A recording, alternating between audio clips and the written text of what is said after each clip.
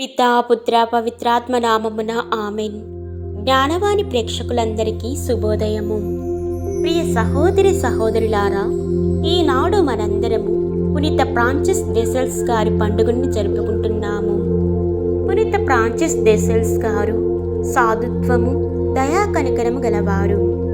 Francis day sales గారి గురించి తెలిసిన ప్రజలు ఫ్రాన్సిస్ గారే ఇంత మంచివారైతే ఇక దేవుడెంత మంచివారో అని అనుకునేవారు. వారొక గొప్ప ఆధ్యాత్మిక మార్గదర్శి. లెక్కలేనన్ని భక్తిమయ ఉత్తరాలు వ్రాశారు. వాటి ద్వారా సాధారణ మనుషులు తమ జీవిత విధులను నిర్వర్తిస్తూనే ఆధ్యాత్మిక జీవితం జీవించడం గురించి బోధించారు. వారి 20,000 లేఖలు ఇప్పటికీ భద్రపరచబడి ఉన్నాయి. వారే ఈ లేఖలు కొన్నిటిని చేర్చి ఆధ్యాత్మిక జీవన పరిచయం పేర ఒక పుస్తకాన్ని వెలువరించారు. కన్యాశ్రీల కొరకు దైవ ప్రేమ ప్రబంధము అనే పుస్తకాన్ని కూడా వ్రాశారు. ప్రేమకు కొలత ఎంతంటే ఏ కొలత లేనంతగా ప్రేమించడమే అని అందు పేర్కొన్నారు. ఈ సూత్రాన్ని వారు వల్లించి బోధించి ఆచరించారు కూడా. జీవితంలో ఎదురైన శోధనలను, శ్రమలను తట్టుకొని తమ ఆత్మను ప్రశాంతముగా, స్వచ్ఛంగా నిలుపుకున్నారు. ఓ ప్రభు, మీరు కోరుకున్న విధముగా నేను ఉండదలుచుకున్నాను అని మీ హృదయాంతరంగంలో మెల్లగా, నెమ్మదిగా, ఆశతో అడగాలి అంటున్నారు పునీత ఫ్రాన్సిస్ డే సేల్స్ గారు. పునీత ఫ్రాన్సిస్ డే సేల్స్ గారు స్విట్జర్లాండ్ దేశంలో జెనీవా నగరముకు దాపులో సవాయిలోని అన్నేసి పట్టణంలో సాలేపు లేక సేల్స్ కోటలో 1567 ఆగస్టు 21న జన్మించారు. తండ్రి ఫ్రాన్సిస్ ప్రభువు, తల్లి రాణి ఫ్రాన్సిస్ బోయిస్సి. ఈ రాజకుటుంబంలో కలిగిన 6 మగపిల్లలు, 7 ఆడపిల్లలలో పునీత ఫ్రాన్సిస్ డే సేల్స్ గారు మొదటివారు. ఫ్రాన్సిస్ డే సేల్స్ గారు బాల్యం నుండి ధార్మిక, మత విషయాల పట్ల ఆసక్తి కనబరిచారు. గురుత్వం పట్ల ఆకర్షితులయ్యారు. వారి 8వ ఏట తొలి దివ్య సప్రసాదము, భద్రమైన అభ్యంగం పొందారు. తన 14వ ఏట 1580లో ఫ్రాన్స్లోని పారిస్ విశ్వవిద్యాలయంలో చేరి తర్క, తాత్విక, వేదాంత శాస్త్రాలను అధ్యయనం చేసి తరువాత ఇటలీలోని పాదువా విశ్వవిద్యాలయంలో చేరి న్యాయశాస్త్రంలో 1591లో డాక్టరేటును స్వీకరించి తమ కుటుంబానికి గర్వకారణం అయ్యారు.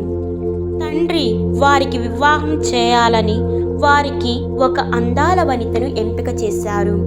కానీ ఫ్రాన్సిస్ డే సేల్స్ గారు తన జీవిత ధ్యేయాన్ని ఆమెకు తెలిపి ఆమెను తిరస్కరించారు. పునీత ఫ్రాన్సిస్ డే సేల్స్ గారు తన 20వ ఏట తాను ఒక గురువు కాదల్చినట్లు తన నిశ్చయాన్ని తన తల్లికి, తన బంధువు అయిన క్యానన్ లూయిస్ గారికి ఎరిగించారు. తన తండ్రికి కూడా ఒప్పించి ఒక గురువు అయ్యారు. ఆ రోజుల్లో ఒక గొప్ప బోధ గురువుగా కీర్తింపబడ్డారు. ఆ సమయంలో క్రైస్తవులంతా శ్రీ సభాధిపత్యాన్ని విడిచిపెట్టి కాల్వనిస్ట్, ప్రొటెస్టెంట్ చేతుల్లో వెళ్ళిపోయారు. కథోలిక దేవాలయాలు మూతబడ్డాయి. గురువులు బహిష్కరించబడ్డారు. ఆ సమయంలో పీఠాధిపతుల వారు ఫ్రాన్సిస్ వారినే నమ్ముకున్నారు. అటువంటి భయంకరమైన ప్రదేశానికి వెళ్ళమని చెప్పారు. ఫ్రాన్సిస్ డే సేల్స్ గారు దానికి అంగీకరిస్తారు. ప్రతిరోజు వారు వెళ్ళి దేవుని గురించి బోధించడము, అంతేకాకుండా ప్రేమ, పరిశుద్ధ సమాజంలో ప్రతి ఒక్కరికి అవసరమని నొక్కి చెప్పారు. శ్రీసభ సిద్ధాంతాలకు, విశ్వాసానికి మద్దతుగా నిలబడి చక్కగా వివరణ చెప్పారు. కానీ ప్రొటెస్టెంట్ నాయకులకు భయపడి ప్రజలు ముందుకు రాకున్నారు. ఇట్టి పరిస్థితులలో ఫ్రాన్సిస్ గారు కొన్ని ఆధ్యాత్మిక కరపత్రాలను రాసి వాటి ప్రతులను ప్రతి ఇంటిలోనికి తలుపుల గుండా జారవిడిచారు. ప్రజలకు కనువిప్పు కలిగేలాగా చేశారు. చాలామంది కథోలికులుగా మారారు. ఆ దేవుణ్ణి విశ్వసించేలాగున చేశారు. తరువాత క్రీస్తు శకం 1602లో జెనీవా పీఠంకు ఫ్రాన్సిస్ గారే బిషప్గా 8వ క్లైమెంట్ పోప్ గారిచే నియమితులయ్యారు. 64 గురుమండలాలను తెరచి గురువులను, బోధకులను నియమించారు. క్రీస్తు 1610లో విటేషన్ సభ అను సన్యాసుల మఠం ఆరంభించారు.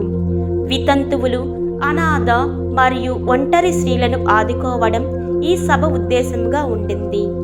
ఇలా తాను ఎన్నో పనులు చేసి 1622 డిసెంబర్ 28న ప్రభు నీ చిత్తమే నెరవేరునుగాక అంటూ తుదిశ్వాస విడిచారు. ఫ్రాన్సిస్ de Sales మరణాంతరము 40 సంవత్సరాలకు అనగా 1662లో ధన్యత పట్టం పొందారు. ఆ తరువాత 11వ పోప్ పయస్ గారు వీరిని శ్రీసభ పండితులుగాను, విలేకరులు, రచయితులకు పాలక పునీతులుగా నియమించి తమ కృతజ్ఞతను చెల్లించారు.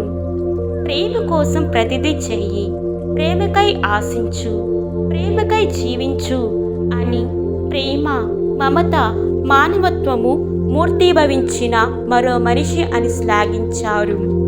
ఫ్రాన్సిస్ అంటే స్వేచ్ఛ, స్వతంత్ర విముక్తి. ధ్యానాంశము: దానగుణం లేని సత్యపు మాటలు కన్నా వివేకంతో కూడిన మౌనమే ఎప్పటికీ ఉత్తమమైనది. ఆమేన్.